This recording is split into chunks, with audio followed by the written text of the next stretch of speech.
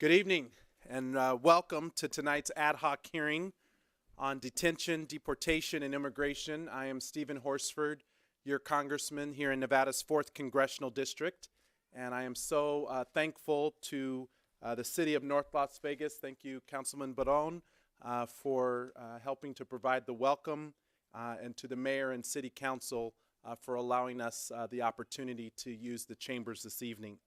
I also would like to recognize Senator Ruben Hinojosa, who is here.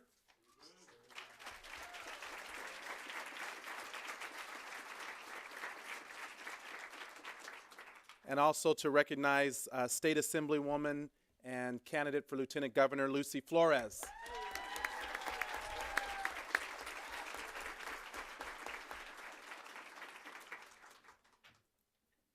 We are joined this evening by two great friends, my colleagues in the United States House of Representatives, Congressman Luis Gutierrez,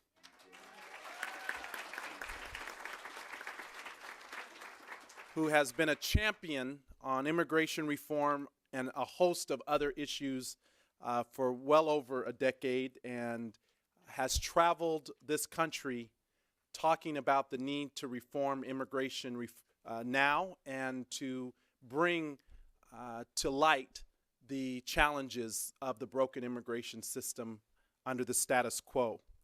We are also honored this evening to have with us Congressman Ruben Hinojosa, who is the chairman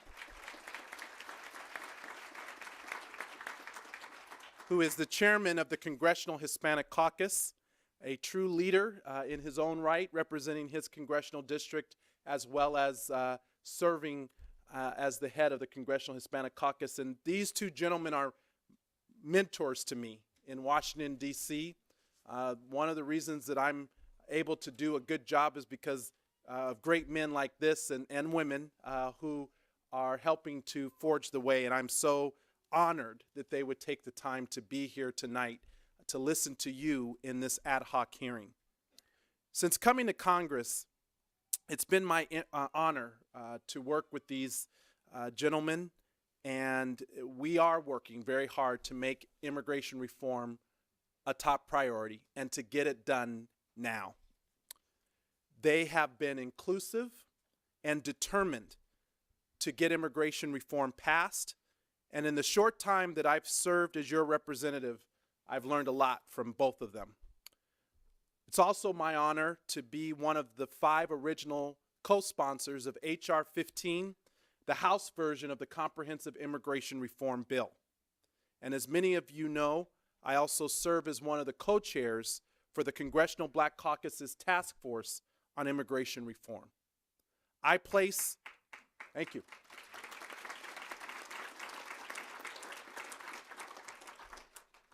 I place a high priority on immigration reform because it's the right thing to do. To me, this is the civil and human rights issue of our time, of our generation's time. And when the record is written, I want to be on the right side of history. And so I'm proud to be working side by side with my colleagues who are here tonight and many others who are in Washington to try to fix our broken immigration system. It's also personal. I don't talk about this a lot, but it's important tonight that I share with you beyond the constituents who have helped to educate me about this issue. It's something that I've been impacted in my own life. My mother was brought to the United States as a dreamer back in 1970. She is from Trinidad and was raised in Trinidad and Tobago by my grandmother, who was born there. They were brought to the United States, to New York. My grandmother served as a domestic for a family. After spending some time in New York, she was transferred out here to Las Vegas to work with the family. My mother was a teenager. She was 14 years of age when she first came out. Well, at 16, she got pregnant with yours truly. And 9 weeks after I was born, my grandmother had a severe stroke and was in a medical coma and after 6 months came out of that coma and unfortunately was paralyzed on the left side of her body. My mother wasn't yet old enough to make decisions about my grandmother's health care needs. But what I know now and what I understand of that situation, my mother was under my grandmother's visa. And because of my grandmother's health condition, both of their visas expired, and so they became out of status. And growing up as a young boy, I didn't understand all of what that meant or the implications of it. But now, because of the issues that are facing 11 million undocumented individuals in this country, I understand better now than ever before what it means to have to live in the shadows, what it means to fear because of a broken system. And that is why it is well past time for us to change this system that is clearly broken, that is tearing families apart, and that is forcing millions of immigrants to live in the shadows. So we're here today to do our best to not allow this Congress, under the leadership of Speaker Boehner, to be a do-nothing Congress. We're here today to shine a spotlight on the lives that are impacted by a dysfunctional immigration system. And if that is not enough for our colleagues back in Washington, we also know immigration reform will strengthen our economy, it will create jobs, it will actually help our federal budget, believe it or not. Estimates are that by passing immigration reform, we could grow our economy 5% in 2 decades. That's $1.4 trillion in new economic growth. In terms of reducing the deficit, and it is already failing dramatically. The Congressional Budget Office found that the Senate's immigration bill would cut the deficit by more than $150 billion over 10 years and around $700 billion over 20 years. The truth is, we have the votes to pass comprehensive immigration reform. Because of the work of these two gentlemen and others, the American people are convinced we should make this the priority in Congress.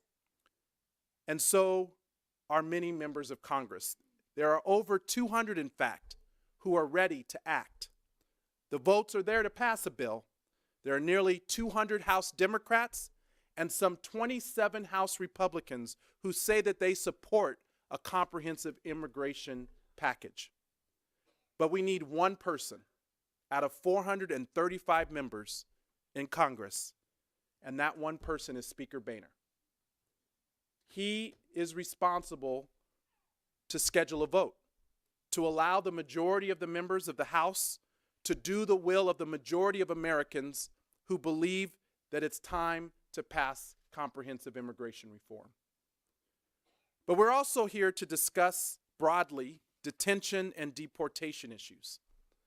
Recently, Congressman Gutierrez and Congressman Hinojosa had a meeting with President Obama to talk about his need to review the deportation policies. And I am proud to have called on the President to do what he can to alleviate deportations that tear families apart for no good reason. There is no question that Congress should and can pass immigration reform this year and to address this issue with legislation.